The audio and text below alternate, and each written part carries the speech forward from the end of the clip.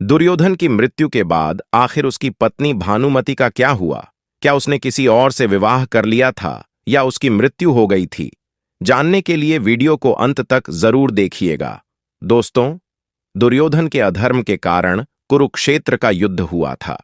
इस युद्ध में सारे कौरव योद्धा मारे गए थे। सबसे अंत में दुर्योधन की मृत्यु हुई थी। दुर्योधन की पत्नी का नाम भानुमति था। दुर्योधन की मृत्यु के बाद भानुमति का क्या हुआ?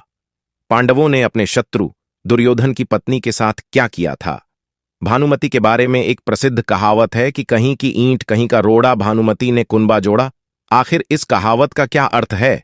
और अगर आप भी भानुमति की पूरी जानकारी को जानना चाहते हैं तो इस वीडियो को अंत तक जरूर देखिएगा। दोस्तों, महाभारत में आपको दुर्योधन का जिक्र लगभग हर जगह देखने को और सुनने को मिलेगा। लेकिन हैरानी की बात यह है कि पूरे महाभारत में दुर्योधन की पत्नी भानुमति का जिक्र केवल 3 बार हुआ है। जी हां दोस्तों, और वो भी बिना किसी नाम के। लेकिन दक्षिण भारत की लोक कथाओं में आपको कई कहानियां सुनने को मिल जाएंगे। महाभारत में द्रौपदी के बाद अगर कोई सबसे ज्यादा सुंदर स्त्री थी तो वो भी भानुमति। भानुमति का जन्म कलिंग देश के राजा चित्रांगद के घर में हुआ था। बचपन से ही भानुमति बेहद सुंदर, सुशील और चतुर थी। भानुमति जब थोड़ी बड़ी हुई तो मन ही मन अर्जुन से प्रेम करने लगी, क्योंकि वह कहावतों के रूप में अर्जुन की वीरता को बहुत भली भांति जानती थी। भानुमति अर्जुन से विवाह करना चाहती थी, लेकिन उन्होंने कभी भी अपने दिल की बात अपने पिता के सामने प्रकट नहीं किया। इसीलिए भानुमति विवाह करने के योग्य हुई तो उसके पिता ने स्वयंवर का आयोजन किया। इस स्वयंवर में भाग लेने के लिए दूर दूर से राजा पहुंचे थे। इसमें शिशुपाल, जरासंध और दुर्योधन भी अपने मित्र कर्ण के साथ पहुंचा था। भानुमति को अर्जुन का इंतजार था, लेकिन अर्जुन स्वयंवर में नहीं आए। मन में अर्जुन को पाने की इच्छा रखने वाली भानुमति अब अपना मन मारकर हाथ में जयमाला लेकर स्वयंवर में पहुंच गई। कहा जाता है उस समय दरबार में बैठा दुर्योधन भानुमति को देखते ही उन पर मोहित हो गया था। भानुमति हाथ में माला लिए प्रत्येक राजा के पास जाती और उन्हें देखती और आगे बढ़ जाती है। इसी क्रम में भानुमति दुर्योधन के पास पहुंच गए। भानुमति ने दुर्योधन को देखा, मगर बिना उसके गले में जयमाल डालें वह आगे बढ़ गई। दुर्योधन को यह बात अच्छी नहीं लगी और दुर्योधन ने इसे अपना अपमान समझा। इसीलिए स्वयं ही बलपूर्वक माला को अपने गले में डाल दिया। दुर्योधन की इस हरकत का स्वयंवर में बैठे अन्य राजाओं ने भी विरोध किया। सभी राजाओं ने अपनी तलवार निकाली और वह युद्ध के लिए उन्हें ललकारने लगे। दुर्योधन के मित्र कर्ण दुर्योधन का ढाल बनकर खड़े हो गए और एक एक करके सभी राजाओं को परास्त कर दिया। कहा जाता है वहां पर 100 से अधिक राजा थे जिन्हें कर्ण ने परास्त किया था।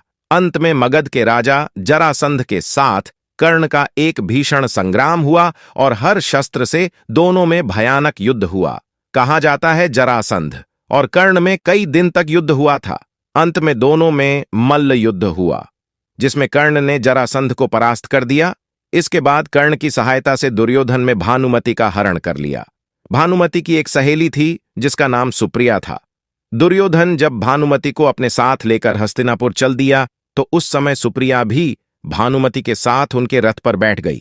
हस्तिनापुर आने के बाद दुर्योधन ने भानुमति से और कर्ण ने सुप्रिया से एक ही दिन एक ही मंडप में विवाह कर लिया था। दुर्योधन ने भानुमति का स्वयंवर से हरण कर लिया था, जिस वजह से राजा चित्रांगद का बहुत अपमान हुआ था। भानुमति अपने पिता के अपमान के कारण बहुत दुखी थी, लेकिन भानुमति के पास दुर्योधन को अपना पति स्वीकार करने के अलावा कोई और विकल्प भी तो नहीं था। विवाह के बाद कर्ण की भानुमति के साथ दोस्ती हो जाती है।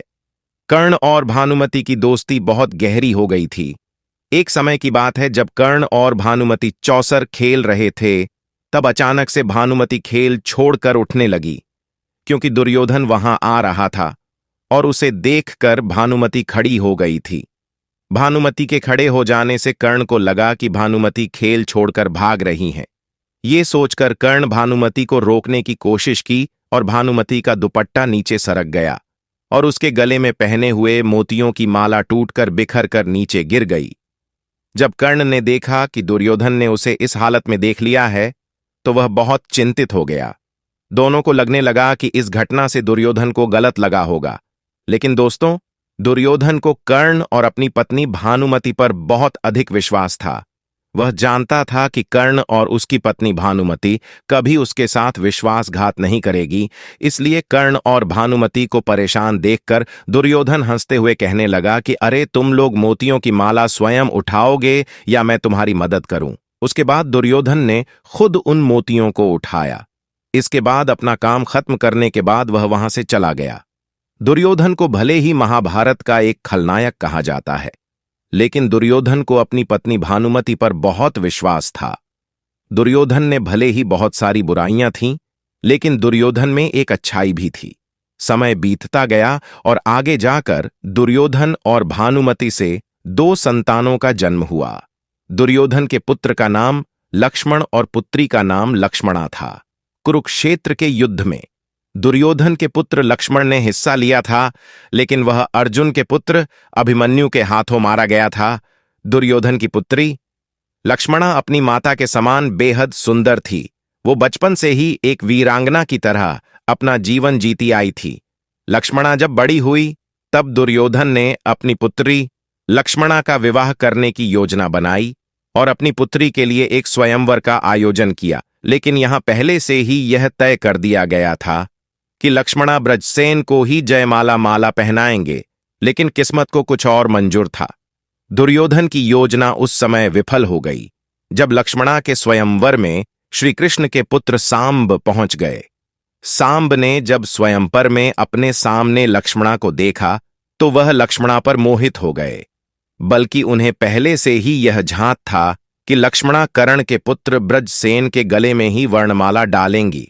इसलिए शाम स्वयंवर बीच से लक्ष्मणा का हरण करके वहां से ले गए, जिसके बाद कर्ण के पुत्र ब्रजसेन ने सांब को युद्ध करने के लिए ललकारा। फिर ब्रजसेन और शाम का 1 माह भयानक युद्ध हुआ, लेकिन इस युद्ध में सांब ने सेना को परास्त कर दिया।